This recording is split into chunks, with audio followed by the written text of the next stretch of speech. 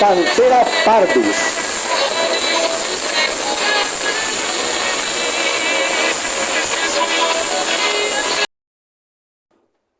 Gente. En cada era que ha cursado la vida en el planeta Tierra, cabe destacar sin duda a algunas especies como los máximos depredadores, pues de los cuales hoy en día solo quedan sus restos fósiles. Y pues naturalmente esto fomenta la imaginación de qué tan temibles o eficaces asesinos eran en su momento. Y pues pudiendo fácilmente llegar a sobrevalorarlos. Esto naturalmente es algo diferente de la realidad, de que por su comportamiento, habilidades o cómo eran, uno puede llegar a sobrevalorarlos, colocándolos casi en un pedestal, llegando incluso a poder subestimar a otros depredadores de su época. Pero tampoco hay que dejarlos de lado, obviamente. Está bien. Por ejemplo, uno de ellos que vivió en una época cuando gran parte del planeta Tierra estaba con bajas temperaturas era el esmilodón, o para fines prácticos y que todos conocen, el felino dientes de sable. Naturalmente estos especímenes vivieron durante la época del Pleistoceno, la cual ocurrió desde hace 2.5 millones hasta hace apenas 10.000 años. A la cual también se le llamó comúnmente como la Edad de Hielo. Además, esto es importante ya que en ese momento gran parte de la fauna del planeta Tierra tenía ciertas características, como por ejemplo un pelaje largo y un gran tamaño. En este caso se encontraba básicamente en el continente americano, principalmente en la región del norte, pero también se extendía hacia el sur. Momento en el cual la Komodo continental ya tenía prácticamente la forma que aún tiene hasta el día de hoy. Estos son mamíferos que se clasifican como felinos, pero su subfamilia y especie están hoy en día extintas. Además, dentro del género Smilodon se clasifican hoy en día 3 especies diferentes, que se diferencian principalmente por su tamaño y también por su región. Siendo que pues su primer descubrimiento ocurrió básicamente por seres humanos que emigraron al continente americano y que se toparon con ejemplares vivos. Y además nos legaron el registro de sus encuentros bajo el testimonio de pinturas rupestres.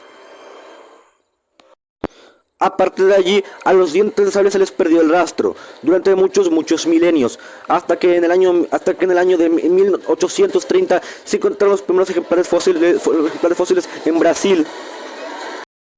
En 1830, en lo que hoy es Brasil, encontraron los primeros fósiles, en este caso algunas piezas dentales. Donde pues primero se pensó que eran fósiles pertenecientes a hienas prehistóricas. Pero pues con el tiempo y nuevos estudios se descubrió que en realidad estos animales no eran hienas, sino que pertenecían a un grupo de felinos. Pues de ahí, y al encontrar piezas similares de parientes de otras colecciones, se pudo armar mucho mejor a este espécimen. Además, con el tiempo, en algunos países del norte se hallaron sus propios ejemplares, hasta el punto de que se llegaron a encontrar fósiles de esqueletos casi completos. Y esto principalmente gracias a la ayuda de unas trampas naturales muy eficaces, los pozos de alquitrán. Unos pozos llenos de un barro especial en los que básicamente los animales que quedaban pegados estaban destinados a hundirse y morir, lo que permitió hallar fósiles casi completos en gran parte de América del Norte. El tamaño de estos especímenes era muy parecido al de los grandes felinos modernos, pero con la diferencia de que estos solían ser mucho más robustos.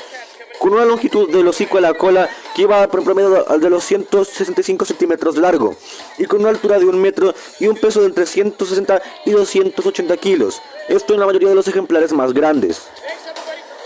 Más, donde se piensa que probablemente el pelaje del hoy día se piensa que el gran pelaje del esmilodón podría ser de algún color del tipo del café claro a oscuro, y también pudieron haber tenido manchas, pero esto es solo una cierta suposición científica basada principalmente en especímenes modernos. Además de que la cabeza era relativamente grande y con el hocico más bien achatado en comparación, donde en el frente tenía obviamente el rasgo más icónico y característico de la especie, los dos largos colmillos en forma de sable, que podían medir cada uno hasta 20 centímetros de largo. Y pues siendo estos naturalmente los caninos más grandes de cualquier miembro vivo o extinto de la familia de los félidos, siendo que estos sobresalían mucho obviamente de la boca del animal. Eran largos, con estrías y ligeramente curvados, además de ser relativamente largos en comparación por su tamaño, y su estructura modificaba toda la estructura de la boca del animal, con por ejemplo diastemas muy pero muy grandes, que son los espacios entre los dientes de cada diente del animal. Ahora bien, uno probablemente pensaría a primera vista que tamaños colmillos serían una ventaja muy buena, ya que estos penetrarían la carne de su presa como si fueran dos grandes cuchillos. Pero pues es que no era tan fácil, principalmente ya que al ser tan grandes, los colmillos podían estorbarle al animal a la hora de morder, por lo que en contramedida, estos podían abrir la boca mucho, hasta 180 grados, lo que les permitiría morder a sus presas en la garganta, cortando venas y arterias con un gran flujo sanguíneo, permitiendo de este modo una muerte relativamente rápida y fácil. El problema con estos dientes es que al ser tan grandes y delgados también eran increíblemente frágiles, siendo que además dichos colmillos no alcanzaban su tamaño máximo hasta que el esmilodón cumplía 1 año y medio de edad, por lo cual en los jóvenes estos colmillos eran mucho más pequeños considerablemente. Sus piernas eran relativamente cortas pero muy robustas, y las huellas indican que sus patas eran mucho más grandes y anchas que las de los felinos más grandes vivos hoy en día. En cuanto a la diferencia de género, esta no está muy clara, aunque se piensa que los machos podrían ser más grandes que las hembras, pero esto es aún pura controversia. Ahora bien, además, también está en discusión si estos animales eran sociales o solitarios, ya que no se puede saber exactamente, aunque si lo comparamos con los demás felinos vivos, casi todos los de hoy son solitarios. Aunque para ser justos, la razón por la que esto está en duda es porque se han encontrado algunos fósiles de huesos de dientes de sable que se muestran muy heridos y que indican que probablemente no hubieran podido sobrevivir si no hubieran recibido ayudas de algún tipo, lo que indica que hubieran necesitado ayuda de la manada para poder subsistir. Cabe destacar que en comparación el cráneo del esmilodón era menos grande y estaba menos desarrollado en comparación, pero en contrapartida se sabe que tenía un órgano del nervio nasal más desarrollado que los felinos vivos, por lo cual tenía mayor capacidad para encontrar olores y posibles presas. Obviamente estos eran animales carnívoros, los cuales de hecho estaban muy especializados para capturar específicamente a las presas más grandes y lentas y poderosas.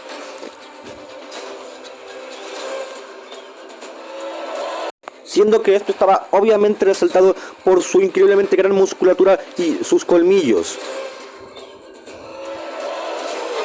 Esto ya que sus presas eran muy pero muy fuertes y necesitaban herirla y sus presas podían herirlos de gravedad, por lo cual necesitaban acabar rápidamente con ellas.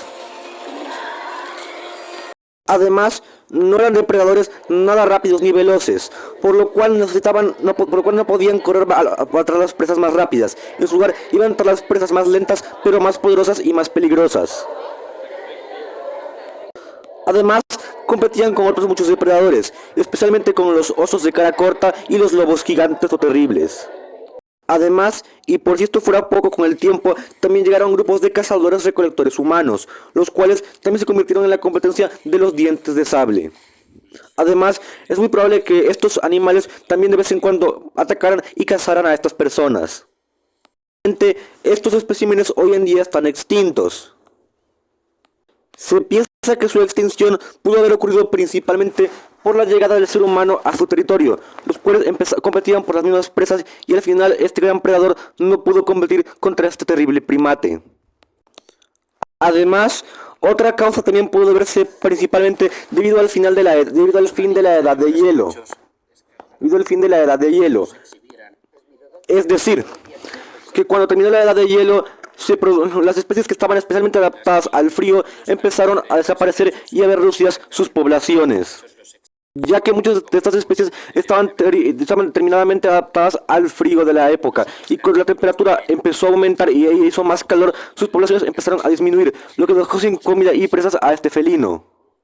Después de la edad de hielo, los nuevos especímenes que empezaron a florecer tenían ventajas con las que el esmilodón no podía competir, como por ejemplo ser mucho más rápidos, y es que el diente de sable estaba especialmente adaptado a las presas más grandes, pero no a las más rápidas.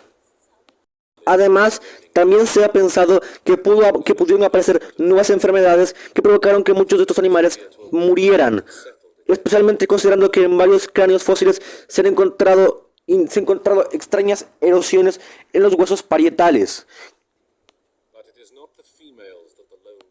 los cuales son básicamente los huesos de los que se pega, a los que se adhieren los músculos de la mandíbula, haciendo que muchos de estos no pudieran alimentarse y por ende morirán de hambre, junto a otros hallazgos.